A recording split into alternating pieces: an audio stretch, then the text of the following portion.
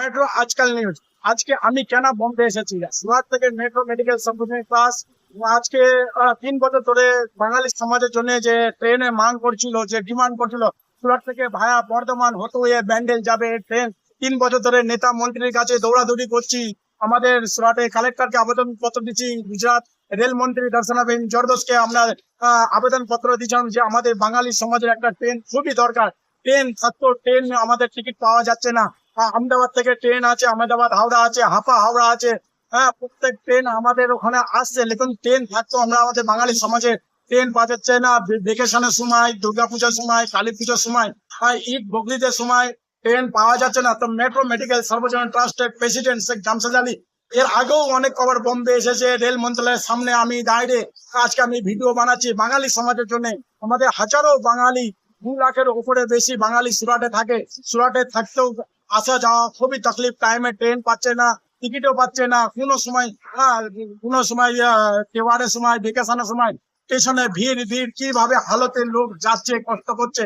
তো metro medical services ট্রাস্টের president 3 বছর ধরে লড়ে যাচ্ছে বাঙালি সমাজের জন্য একটা নতুন ট্রেন চালু হবে, যেটা সুরত থেকে উঠবে, ভায়া বর্তমান হতে হয়ে ব্যান্ডেল যাবে, এরকম ট্রেনের মাং করা যাচ্ছে।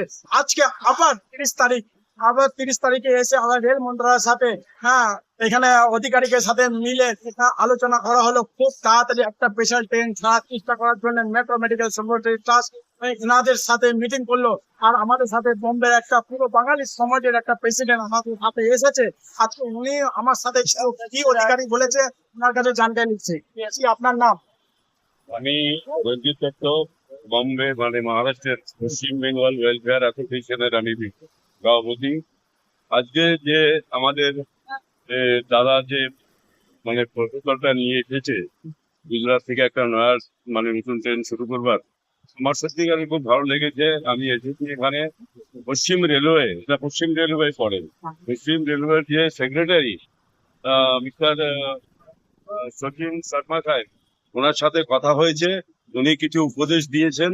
আর এটা যদি গুজরাটের এই জায়গা ওইখানকার যদি এমপি এটা যদি হস্তাক্ষর করে দেন, তাহলে নিশ্চয়ই এটা চালু হবে। উনি সত্যিকারের খুব ভালো কথা বলেছেন। আর ওনাদের এই প্রজেক্টটা এটা শুরু হোক বাঙালিদের জন্য, এইটা আমি চাই। আর এটা এটা হলে পরে খুবই ভালো হবে, এটা আমার কথা।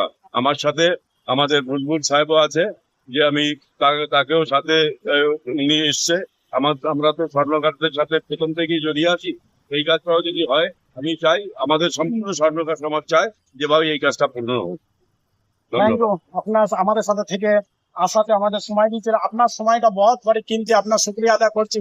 যত শুক্রিয়া আদা করবো, আজকে আমাদের বাঙালি সমাজের জন্য আপনি এসেছেন, আপনার কিমতি সময় বের করে আমাদের সাথে বাঙালি ট্রেনটা যেন চালু হয়, ওর জন্য আপনার এসেছেন। তো মেট্রো আজকাল নিউজ আজকে বোম্বে এসেছে, মন্ত্রণালয় অফিস, এখানে গিয়ে আমরা বৈঠক করেছি, আমাদের চা নাস্তা পানি সবকিছু করেছে রেল মন্ত্রণালয়ের যে অধিকারী আছেন। তো আমি ওনার বি খুব শুক্রিয়া, খুব ধন্যবাদ।